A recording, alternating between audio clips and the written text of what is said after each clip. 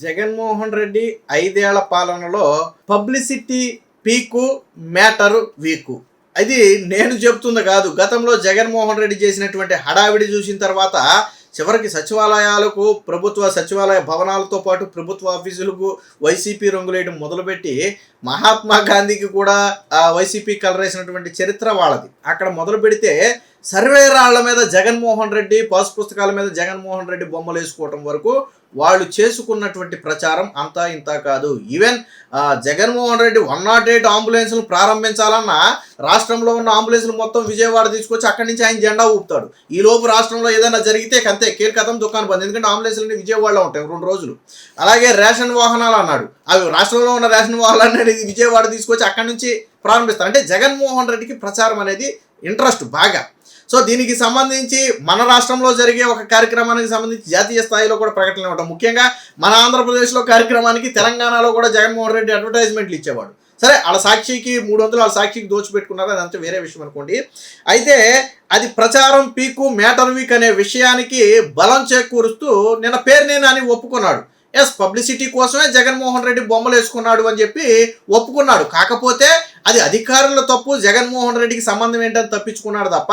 అంటే ఒక ప్రైవేట్ ఇంటర్వ్యూలో మాట్లాడుతూ అడిగారు, మీరు వైసీపీ హయాంలో సర్వేరాళ్ళ మీద జగన్ బొమ్మ వేశారు, పాస్ పుస్తకాల మీద జగన్మోహన్ బొమ్మ వేశారు, సో ఆ స్థాయిలో పబ్లిసిటీ చేసుకున్నారు అని ప్రచారం చేస్తుంది కూటమి ప్రభుత్వం.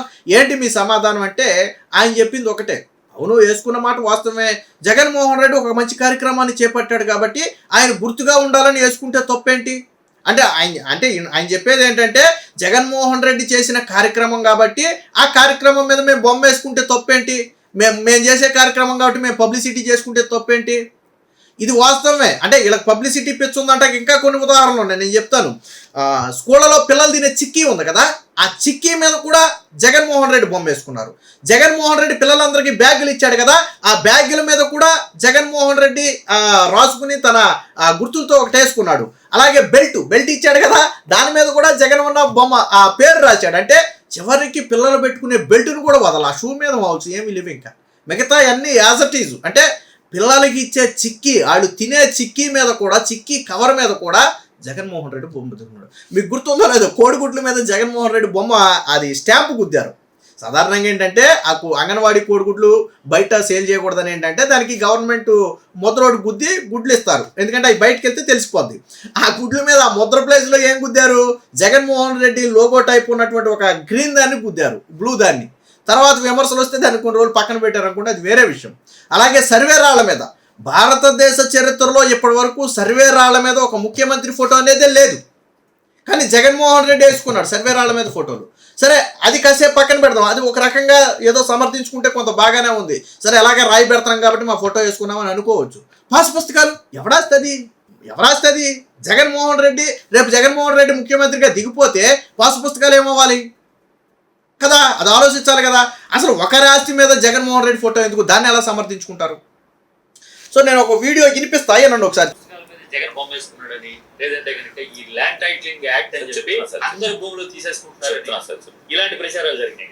ఎంత గొప్పగా అంటే ఆలోచన చేస్తా పెట్టాడు, సర్వే చేస్తున్నాడు, రాళ్ళ మీద జగన్ బొమ్మ ఏంటన్నారు. ఆ రోజు నాలంటాడు చెప్పుకుంటాడు, ఆడ ఐఏఎస్ ఆఫీసరా, మంత్రి ఎవడొకడు అయ్యి ఉంటాడు.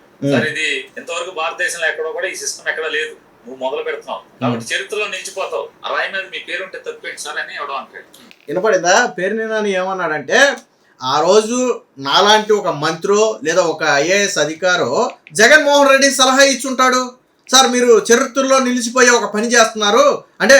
ఈయన లెక్క ప్రకారం దేశంలో ఇప్పటి వరకు ఎక్కడ కూడా భూ సర్వే జరగల, అంటే ఏ రాష్ట్రంలోనూ భూ సర్వే అంటే ఈయన చేసిందే మొదటి కార్యక్రమం. ప్రపంచంలో ఎక్కడా జరిగిన ఒక కార్యక్రమాన్ని వీళ్ళు మొదలు పెట్టినట్టుగా మళ్ళీ ఇందులో కూడా డబ్బా. ఆల్రెడీ అనేక రాష్ట్రాల్లో భూ సర్వేలు అనేవి రకరకాల విధాలుగా జరిగినాయి. అది నథింగ్ అనే విషయం.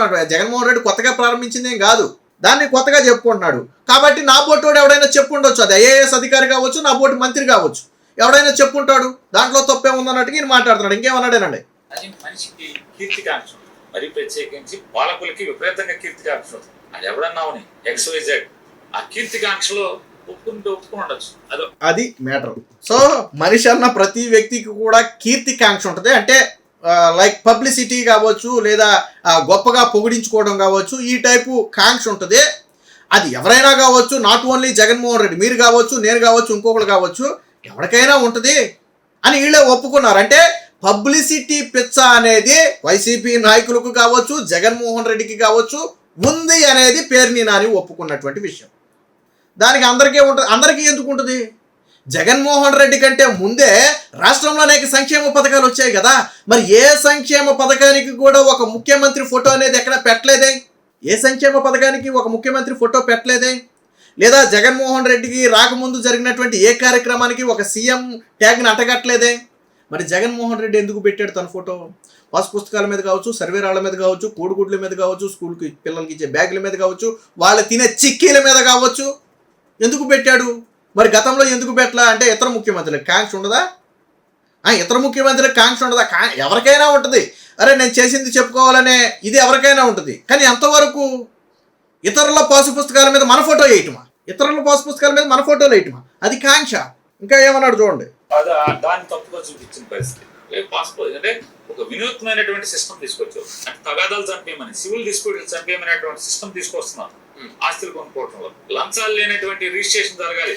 కష్టార్జితం నిధి, రూపాయి నిధి, ఆస్తి నిధి కొనుక్కునేది నువ్వు, అమ్మేదాడు, మధ్యలో రిజిస్టర్ ఆఫీసులో లంచాలు ఇవ్వడం ఏంటనేటువంటి దాన్ని ఆపాలనేటువంటి.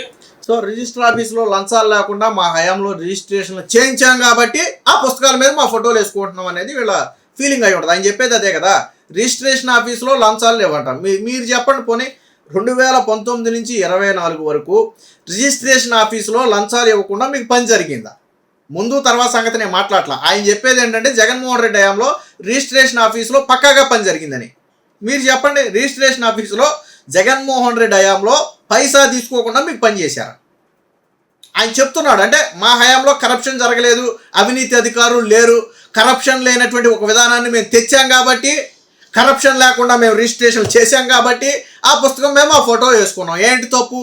పేర్ని అని అడుగుతుంది అదే. మరి సమాధానం మీరు చెప్పాలి, నేను కాదు. మీరు చెప్తే బాగుంటుంది. మరి వాళ్ళు చెప్పింది సమర్థనీయమేనా? మనిషి అన్నోడికి ఎవరికైనా కాంక్ష ఉంటుంది. అవును మేము పని చేశాం కదా, మేము చేసిన పనికి మా ఫోటో వేసుకుంటే తప్పేంటి? నేనా చెప్పింది అదే కదా, కాంక్ష ఉంటుంది ఎవరికైనా. ఆ ఏఎస్ అధికారం, ఐపీఎస్ అధికారం లేదా మంత్రో చెప్పుకుంటాడు. జగన్మోహన్ రెడ్డికి బుద్ధి లేదా, బుర్ర లేదా?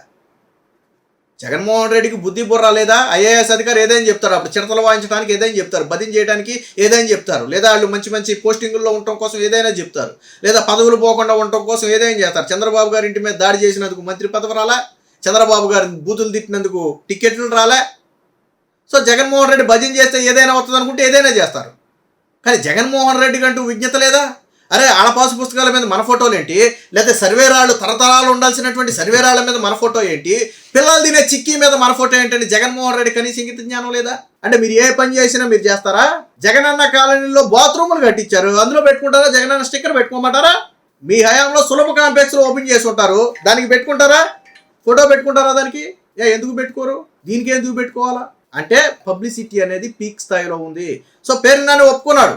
జగన్మోహన్ రెడ్డి అనే వ్యక్తికి పబ్లిసిటీ కాంక్ష ఉంది. మనిషి అనేవాడు ఎవరికైనా సహజంగా ఉండేదే. ఆయన కూడా ఉంది, ఆయన ఫోటో వేసుకున్నాడు. ఏంటి తప్పు ఇప్పుడు? దాన్ని ఎందుకు మీరు తప్పుగా చూపిస్తున్నారు? మా హయాంలో విప్లవాత్మకమైన మార్పులు తెచ్చాం కాబట్టి చిరకాలం గుర్తుండాలని వేసాం. మా హయాంలో రిజిస్ట్రేషన్ చేయించుకున్నారు కాబట్టి వాళ్ళ పాస్ పుస్తకాల మీద మా ఫోటో వేసాం. మా హయాంలో వాళ్ళ భూ సరిహద్దులు కోల్చుకున్నారు కాబట్టి వాళ్ళ ఫోటో వేసాం, జగన్మోహన్ రెడ్డి ఫోటో. మా హయాంలో ఇచ్చినటువంటి చిక్కీ తిన్నారు కాబట్టి ఆ ఫోటో వేసుకున్నాం. ఏంటి తప్పు ఇప్పుడు? ఇది పేరుని నాని అడుగుతున్నటువంటి మాట. సో ప్రజలే చెప్పాలా. సో ఇప్పుడు దీనికి మీకు అర్థమైందని నేను మొదట్లో మాట చెప్పా, ఏమని? Publicity peak, matter weak. ఎందుకన్నాను ఇప్పుడు అర్థమైందా? పేరుని నాని మాట్లాడిన తర్వాత మీకు అర్థమైందా? పేరుని నాని ఒప్పుకున్నాడు. జగన్మోహన్ రెడ్డికి ఎవరో ఒకరు ప్రపోజ్ చేసిన మాట వాస్తవం. జగన్మోహన్ రెడ్డి ఒప్పుకుని నా ఫోటోలు వేయండి అన్నమాట వాస్తవం. సో ఇది ఇలా పబ్లిసిటీ పిచ్చ ఏ స్థాయిలో ఉందనేది చెప్పడానికి పేరుని నాని మాటలో ఒక ఉదాహరణ. Please subscribe to Leo news for more videos.